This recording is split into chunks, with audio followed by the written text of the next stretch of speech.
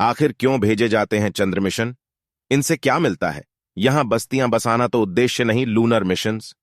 चंद्रमा पर मिशन भेजने के उद्देश्यों को लेकर नासा कहता है कि चंद्रमा पृथ्वी से बना है और यहां पृथ्वी के प्रारंभिक इतिहास के साक्ष्य मौजूद हैं। हालांकि पृथ्वी पर ये साक्ष्य भूगर्भिक प्रक्रियाओं की वजह से मिट चुके हैं। जिस चंद्रमा को हम दूर से देखते हैं उसमें अब भारत का चंद्रयान-3 मिशन भेजा जा रहा है। इसका उद्देश्य चंद्रमा की सतह पर सुरक्षित लैंडिंग का है। अमेरिका के नील आर्मस्ट्रांग चंद्रमा पर उतरने वाले पहले व्यक्ति थे। उसके बाद से गैर मानव मिशनों की होड़ोछसी लग गई। पृथ्वी और ब्रह्मांड के इतिहास का अध्ययन करने के लिए चंद्रमा वैज्ञानिकों का एक लक्ष्य बन चुका है।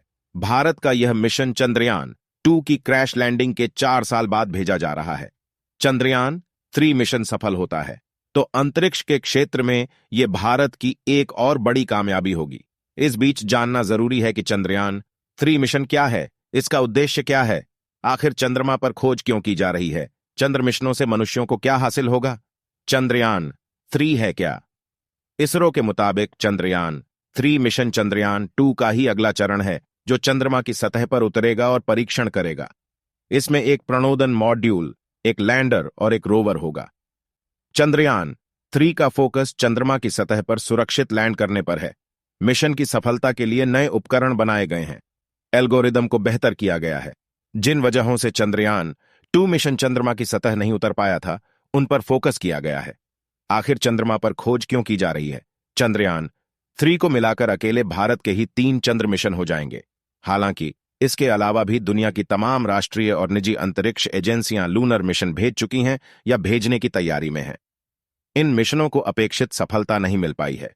यही कारण है कि आज भी चंद्रमा पर खोज एक चुनौती मानी जाती है।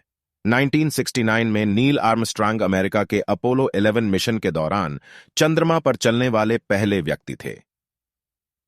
इस ऐतिहासिक मिशन के दशकों बाद भी चंद्रमा का पता लगाना मनुष्य के लिए महत्वपूर्ण हो गया। विशेषज्ञों का कहना है कि जब पृथ्वी और ब्रह्मांड के इतिहास का अध्ययन करने की बात आती है तो चंद्रमा एक खजाना है। चंद्रमा पर मिशन भेजने के उद्देश्यों को लेकर नासा की वेबसाइट कहती है कि चंद्रमा पृथ्वी से बना है और यहां पृथ्वी के प्रारंभिक इतिहास के साक्ष्य मौजूद हैं। हालांकि पृथ्वी पर ये साक्ष्य भूगर्भिक प्रक्रियाओं की वजह से मिट चुके हैं।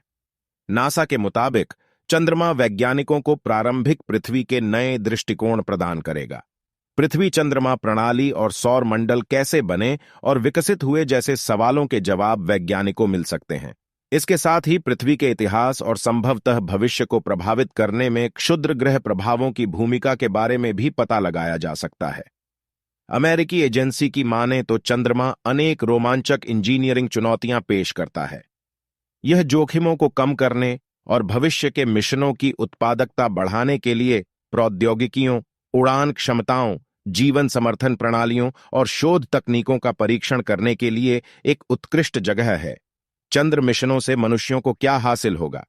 चंद्रमा की यात्रा मनुष्यों को दूसरी दुनिया में रहने और काम करने का पहला अनुभव प्रदान करेगी।